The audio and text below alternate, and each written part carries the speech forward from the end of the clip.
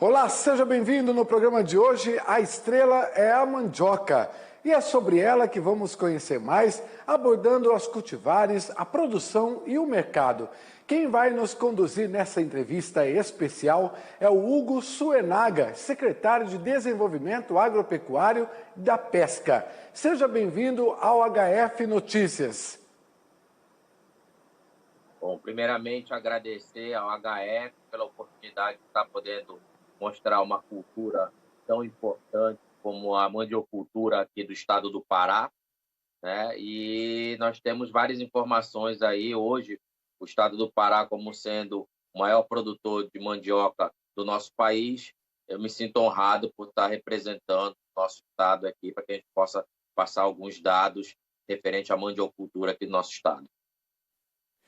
Ô Hugo, a gente tem aí a mandioca com vários nomes aqui no Brasil, né? É macaxeira em um estado, aipim em outro, castelinha, uaipi, mandioca doce, mandioca mansa, maniva, maniveira. Olha, eu já aqui enumerei pelo menos umas 5, deve ter muito mais. Eu queria que você explicasse para nós, você como especialista, essas variedades, né, da mandioca e por que ela tem culturalmente, nomes tão diferentes em diversos estados? Primeiramente, aqui no estado do Pará, a gente conhece como mandioca, né? Então, nos estados aí, culturalmente, aí, tem várias espécies de mandioca, né? Inclusive, nós temos uma espécie bem que adaptativa, que também tem a mandiocaba, e aí cada região tem a sua peculiaridade para poder estar dando o nome para determinada cultura da mandiocultura no seu estado, né? Aqui no estado do Pará, a gente conhece como mandioca. E qual é a origem da mandioca? Como que ela foi introduzida no Brasil? E a questão do plantio em vários lugares, principalmente aí, que é a referência para todo o Brasil. Como é que foi a origem da mandioca e como que ela se tornou um produto tão interessante e, claro, de referência para o mercado brasileiro? Bom, a mandioca tem como finalidade a produção, né, para abastecer do grande gênero alimentício dentro do nosso estado. E aqui a mandioca de uma forma tradicional, onde a gente vem trabalhando uma cultura que já vem sendo introduzida, né, aqui desde a época dos indígenas, que utilizavam para fazer a farinha aqui na nossa região amazônica, né?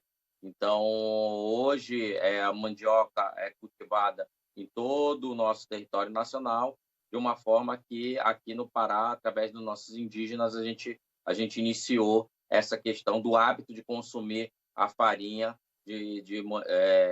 proveniente da mandioca aqui no estado do Pará. Aliás, a farinha, diga-se de passagem, eu que já estive aí no Pará, é realmente maravilhosa, né? O consumo da farinha da mandioca aí, assim como os outros lugares também, mas principalmente aí no Pará, é peculiar, né? A questão do próprio sabor mesmo.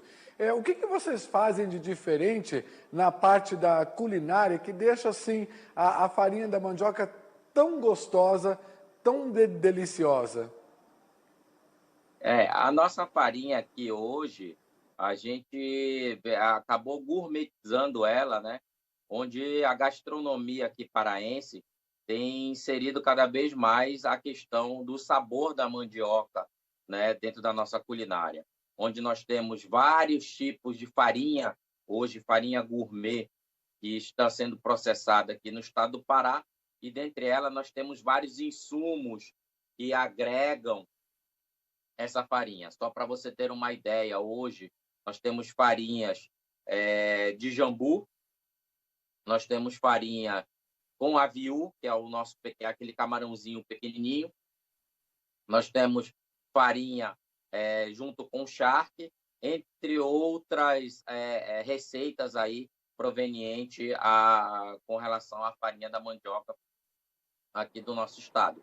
E voltando, né, aos nossos antepassados, realmente, como eu falei anteriormente, a farinha é proveniente desde quando realmente os índios eles se acostumaram a estar utilizando a mandioca para o seu consumo próprio, e aí, proveniente disso, eles chegaram até a farinha torrada, que a gente come e a gente utiliza tanto na gastronomia aqui no estado do Pará. Como é que funciona a questão do mercado aí da farinha da mandioca? Uma vez que vocês, claro, além do consumo ser muito interessante aí para o estado de vocês, vocês também mandam para outros lugares do Brasil, até como você falou, né? Como gourmet, que é interessante e atrai aí os diversos paladares. Como é que vocês trabalham essa questão da exportação aí da farinha para outros lugares do Brasil? Hoje a farinha do estado do Pará é uma farinha altamente conhecida nacionalmente, né? Então nós temos aí a nossa famosa farinha de Bragança, né? É uma farinha que caiu no gosto tanto aqui internamente como no público externo, chega-se a ser exportada para o estado de São Paulo. Nós temos a nossa farinha de Portel, que praticamente 90% da farinha de Portel vai para o Amapá, onde é consumida essa farinha do município de Portel, né? E outras farinhas também aqui ao redor, como a farinha do Acará também, que sai muito para os outros estados aqui, como o Maranhão, e outros estados aqui adjacentes ao estado do Pará, né? E só para você ter uma ideia, a gente tem um número de estabelecimentos produtores de farinha aqui no estado do Pará, cerca de 386 mil estabelecimentos só cadastrado, né, que nós temos aqui no estado do Pará.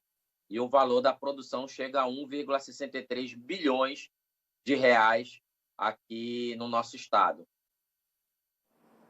A gente tem então aí, se for contar pelos números que você passou, uma valorização enorme aí do produto que faz com que os produtores tenham aí, na questão do manejo, uma forma diferenciada para lidar com a cultivar. E aí eu entro nessa questão do manejo mesmo. O que vocês têm de diferencial na hora de fazer o cultivo que deixa aí a farinha com essa qualidade tão assim adepta com relação ao que é feito em outros estados do Brasil? Primeiramente, nós temos aqui grandes produtores, né, que se especializaram em cultivar a mandioca de algumas espécies que é adaptativa aqui ao estado do Pará, né, e algumas regiões da região Nordeste e Norte. E aí podemos citar a espécie da poti, né, nós temos alguns produtores onde foi feito o melhoramento genético para que a gente possa estar fornecendo uma mandioca de qualidade, uma mandioca com um DNA propriamente adaptativo aqui à região Nordeste, Norte-Nordeste aqui do nosso país, e que se concentrou muito ali na região de Bragança, Tracuateua, que é onde estão os maiores produtores, assim, especialistas nessa área de mandiocultura do nosso Brasil, né? E aí nós temos assim alguns especialistas, a Embrapa também vem trabalhando junto com a gente nesses cultivares, a Emater, a nossa empresa de extensão técnica aqui do nosso estado, assim como a Federação da Agricultura e, claro, através da Federação da Agricultura, o Senar também tem trabalhado bastante nessa questão do desenvolvimento da mandiocultura aqui no estado.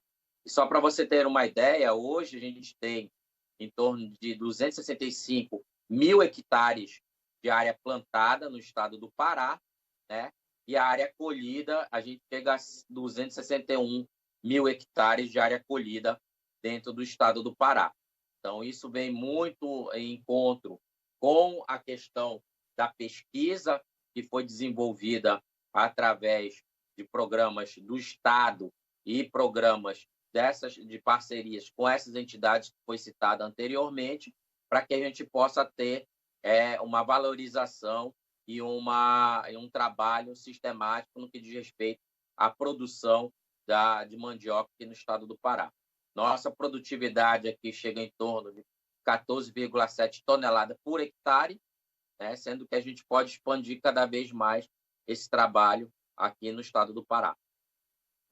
Quando você fala na questão da expansão, né, entra também o que você destacou muito bem aí na sua fala, com relação à pesquisa, envolvendo a Embrapa, outros setores aí. E eu queria que você falasse um pouco mais sobre, então, as novas tecnologias que já são usadas aí na produção da mandioca no estado do Pará. Cada vez mais estão sendo adotadas novas tecnologias para incrementar e melhorar a qualidade do produto? Sim, como eu falei anteriormente, nós temos produtores que estão se especializando no fornecimento da maniva, né? A maniva para a gente aqui vamos dizer, a semente, né? O talo para que a gente possa estar plantando a mandioca aqui no estado. Então, nós temos especialistas no que diz respeito à maniva, né? Aqui no estado do Pará, onde foi feita essa questão do melhoramento genético, para ver quais são as espécies que mais se adaptam aqui na região, né? Além disso, tem entrado muito a introdução de tecnologia voltada para melhoramento do solo, né? E aí o governo do estado, a Emater, né? E a Embrapa, que vem trabalhando com relação à análise de solo aqui no estado do Pará, para que a gente possa ter cada vez mais o aperfeiçoamento e indicadores que a gente possa discernir e verificar o que a gente pode tratar melhor esse solo para que a espécie de mandioca que seja introduzida se adapte melhor à região, assim como também a gente vem trabalhando a questão também da mecanização das áreas, para que essa mandioca não tenha nenhuma espécie de concorrência dentro do contexto adaptativo do local. Como que funciona esse aspecto da mecanização aí das áreas, que é um processo extremamente importante para deixar o cultivo aí com essa qualidade? Como que os produtores trabalham essa tecnologia em si? Tá. Então, nós temos linhas de plantadeiras, né? De acordo com o que nós temos preconizado nos nossos projetos. Nós temos parcerias voltadas com as prefeituras municipais, onde nós temos essa por vocação, esse trabalho do cultivo da mandioca. E aí a gente pode citar aí Tracuateu, Bragança, Capanema, né, o Acará. Então, o governo do estado vem cada vez mais incentivando a questão da mecanização através desses entes públicos, assim como também nós temos a questão da orientação técnica e gerencial, que nós temos aí em parceria tanto com a Emater e com o Senar, que vem trabalhando, o Senar mais com a proposta da TEG, né, que é assistência técnica gerencial junto na propriedade, e assim como também a Emater vem fazendo uma consultoria especializada voltada para a mandiocultura naquela região. Nós temos hoje, inclusive, na Emater de Bragança, um laboratório de análise de solo, e nós estamos também montando em alguns locais unidades demonstrativas para que a gente possa mostrar para o produtor a melhor forma de cultivo, a melhor forma da mecanização da área, para que a gente possa estar tendo linhas de produções consistentes e que a gente possa ter um escalonamento de produção dentro desses municípios que tem essa vocação da questão do plantio da mandioca nessas regiões, né? Certo. Todo esse sistema que foi implantado aí, conforme você disse, mostrou uma evolução dos últimos anos na questão do plantio aí da mandioca, até dentro do seu aspecto de produção. O que você verificou de evolução nos últimos anos? Porque tecnologia tem, assistência técnica não falta.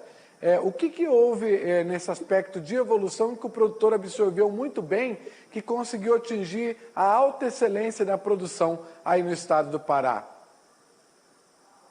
A gente tem observado que a cultura, né, é de suma importância para que a gente possa estar elevando cada vez mais a produtividade da mandiocultura aqui no estado do Pará, né?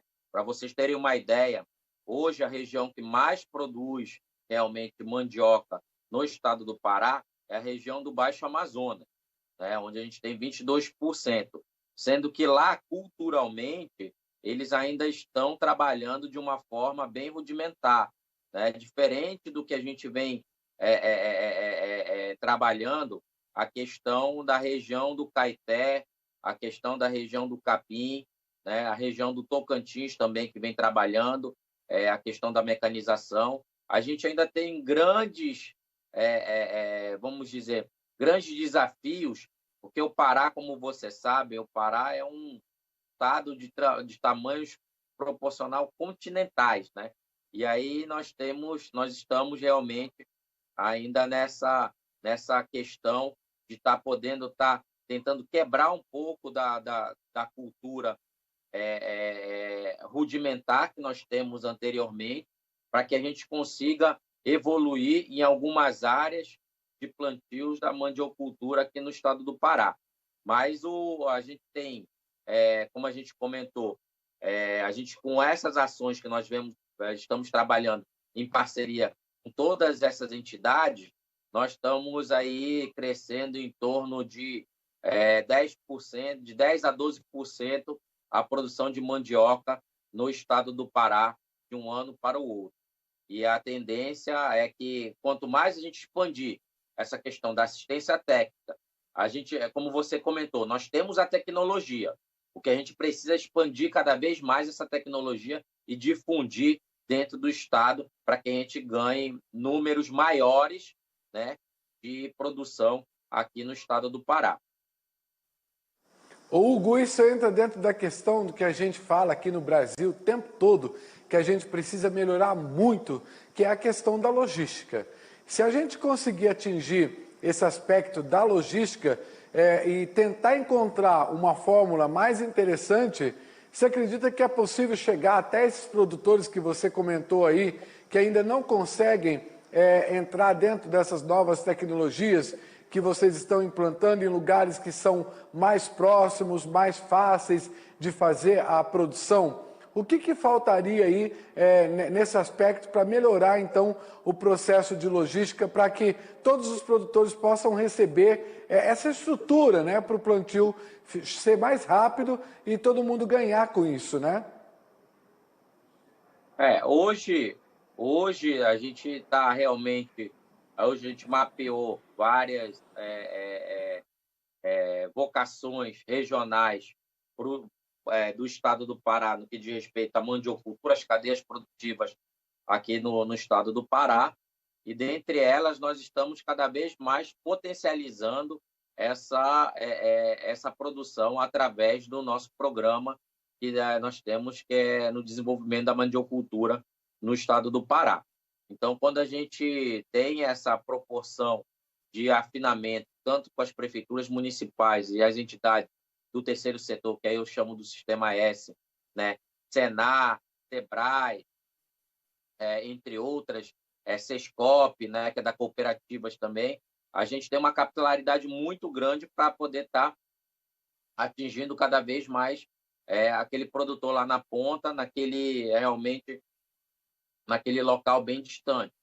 E aí, pensando nisso também, a gente está, o governador Helder Barbalho, tem trabalhado muito essa questão do melhoramento da logística, das vias logísticas que nós temos aqui no estado do Pará, né? Então, no que diz respeito à logística, a gente está realmente em sinergia junto com outras secretarias, aqui no caso o CETRAN e a SEDOP, né, do estado do Pará, assim como algumas prefeituras que nós estamos também mapeando para que a gente possa melhorar esse escoamento da produção da mandiocultura no estado do Pará.